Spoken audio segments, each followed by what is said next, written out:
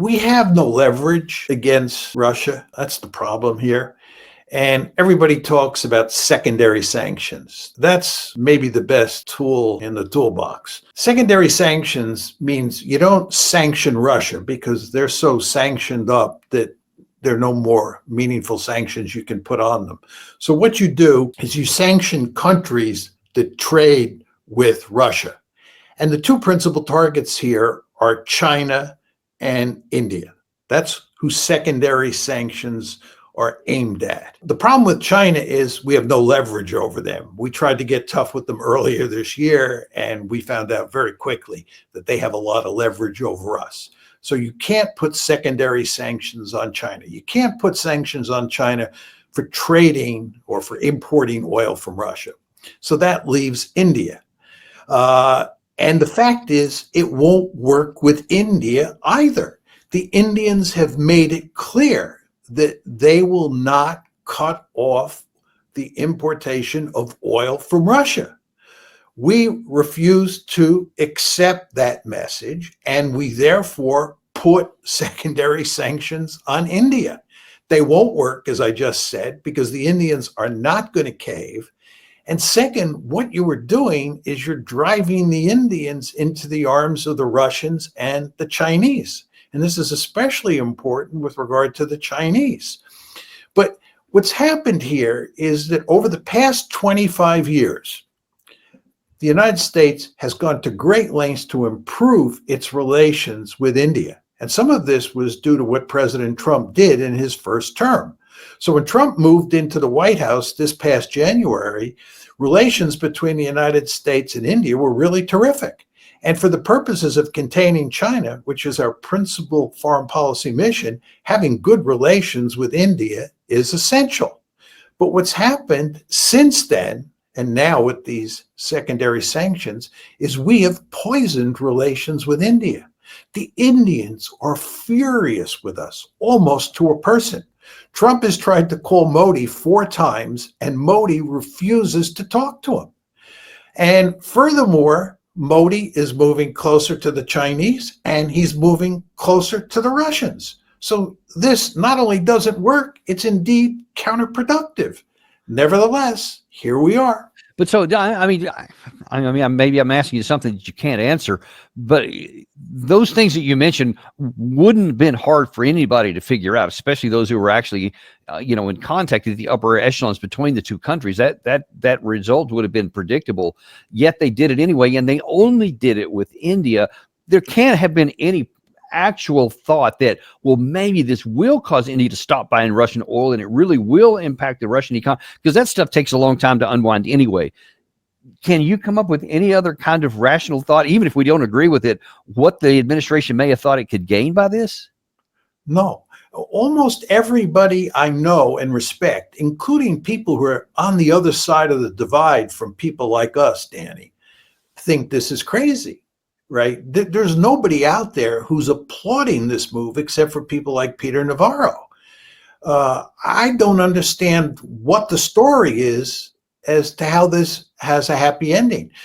Are they going to make the argument that India is going to cave, that we have coercive leverage over India to the point where we can bring the Indians to their knees? Is that the argument?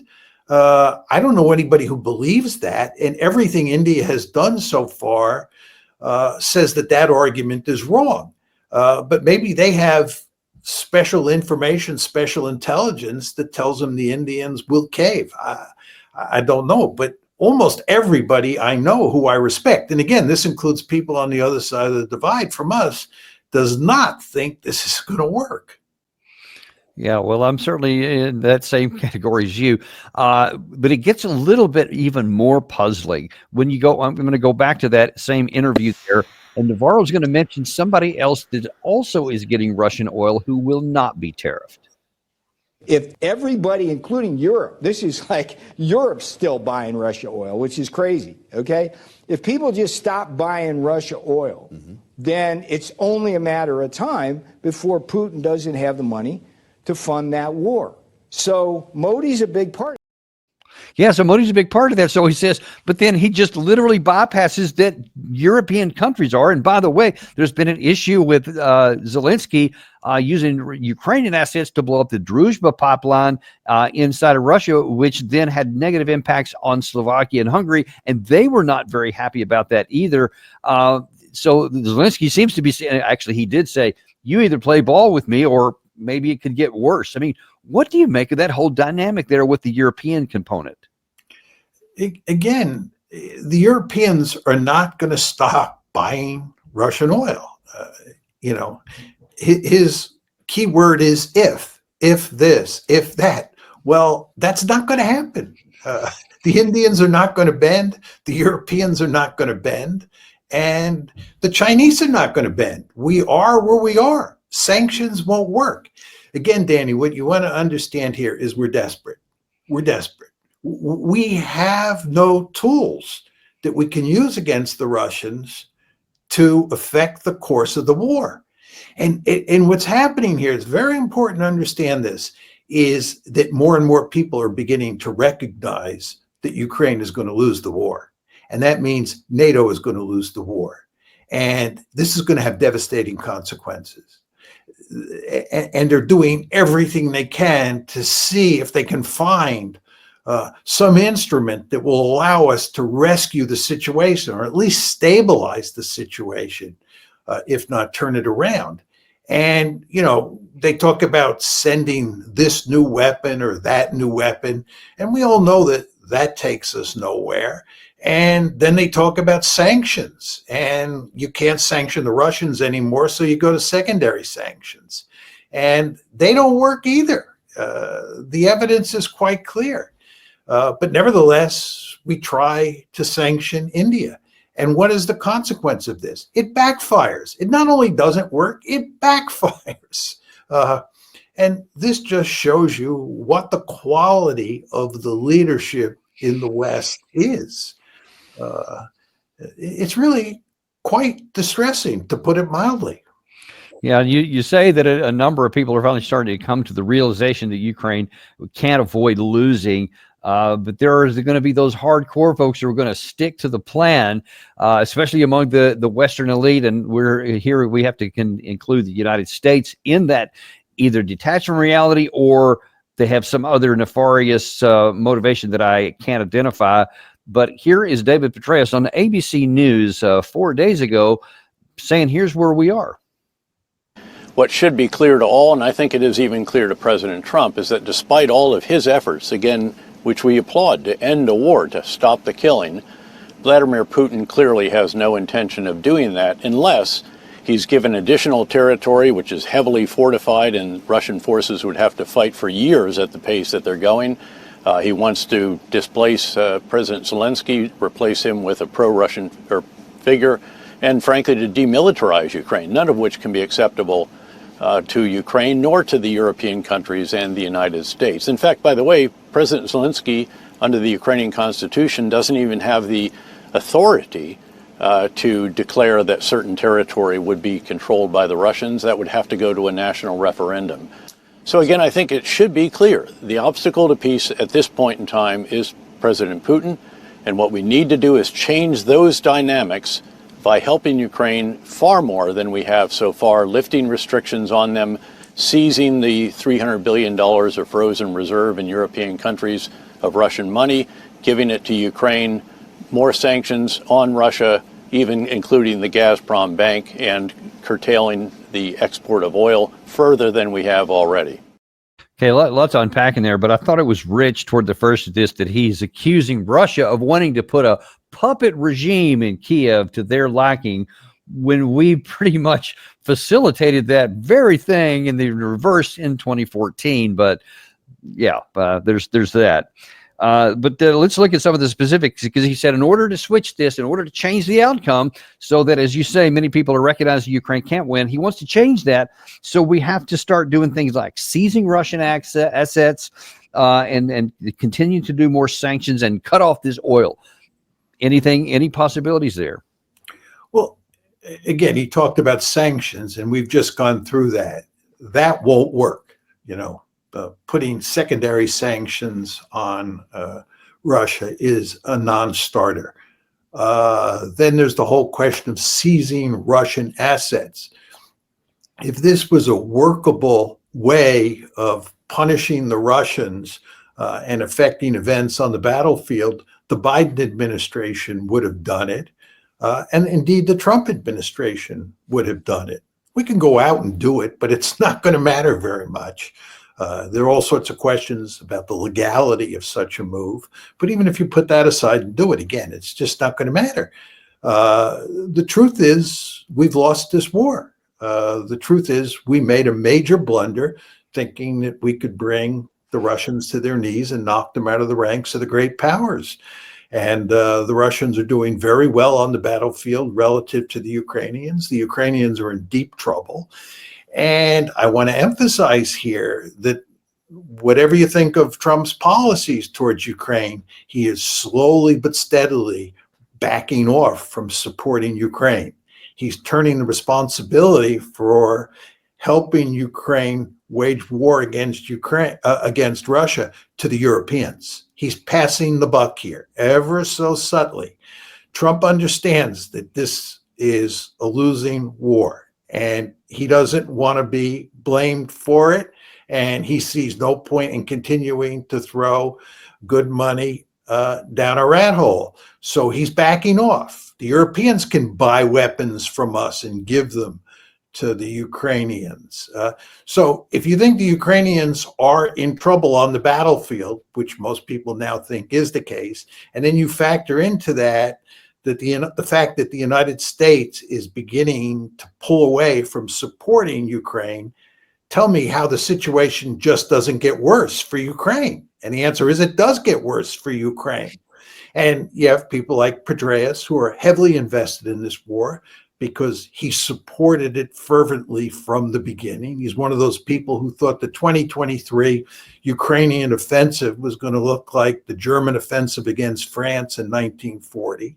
And when that didn't turn out to be the case, he supported every other cockamamie move that the Ukrainians have made. And the end result is that Ukraine is in a catastrophic situation. This has been a disastrous war for Ukraine. And people like Petraeus are searching. They're searching hard to see if they can find some sort of way out of this mess. But there is no way out of this mess. Yeah, we actually, in a show earlier today, put that very clip on of Petraeus. People can go back and watch the whole thing there. You can see the context of it. So it was shameful when those two things are juxtaposed. But here's the thing, though.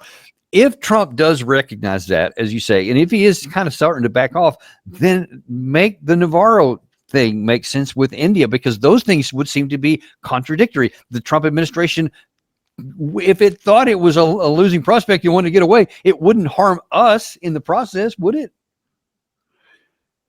I think, who knows for sure what's going on. I know that I'll put you in a no-win situation there. There's no answer for that. It's just, it is. But one could argue that Trump, in a very important way, is trying to do a lot of things that some people think might work, so that when the situation in Ukraine really goes to hell in a handbasket, he can't be blamed. He can say, I employed secondary sanctions. He can say, I did not cut off the flow of American weaponry to Ukraine. I just insisted that it go through Europe and the Europeans pay for it. You see, he knows he has to position himself so people can't say Donald Trump lost the war. He has to say, I did everything I could to prevent defeat. And one could argue that putting secondary sanctions on India fits that policy. But I'm speculating here again. Yeah. It's very hard to figure out what Trump is doing because, as you know as well as I do, he changes his position from day to day. And the rationales that he gives vary as much as the policy positions. Yeah, there's no doubt about that. So that leaves us in a situation like this. And that means the Europeans, Ukrainians, and at least on policy level, the United States are pursuing something that cannot be accomplished by looking for leverage points on Russia that don't exist. Meanwhile, even if NATO countries are paying for these weapons, and it remains to be seen how much they actually pay, we don't have enough of them to give. So you're not going to be able to provide any kind of, like we did in 2023 for that big offensive, not a shred of, not a fraction of that much is even available to go in. Ukraine's manpower continues to shrivel. Their desertions continue to rise, and the Russian production capacity continues to escalate. So given all of those dynamics, not to mention the Russian manpower pool, what is going to happen over the next 6 to 9 months, if I can ask you to pull out your crystal ball? Well, I think at some point, the Ukrainian military, at least that part of the military that is east of the Dnieper River, is going to collapse. I find it hard to believe that this can go on, let's say, for another 9 months or 6 to 9 months. The Ukrainians, I mean, they don't have enough forces by their own admission to cover the front lines. As we've talked about before, if you're defending against Russian offensives, you have to be able to thickly populate the FIBA, the forward edge of the battle area. You have to have lots of troops up on the front line. You can't have a porous front line. And according to the Ukrainians themselves, they don't have enough troops. They're also short of artillery. They're badly outnumbered in terms of drones. If you look at the reserve forces that they have available, they don't have a strategic reserve anymore. They're actually pulling forces from one area of the battlefield, one area of the front line, to move to other areas of the front line when those other areas are threatened. So you just sort of say to yourself, how long can this last? And all the while this is happening, support for Ukraine in the West, especially in the United States, is beginning to weaken. So I don't see this war, at least the fighting on the eastern side of the Dnieper River, continuing for that much longer.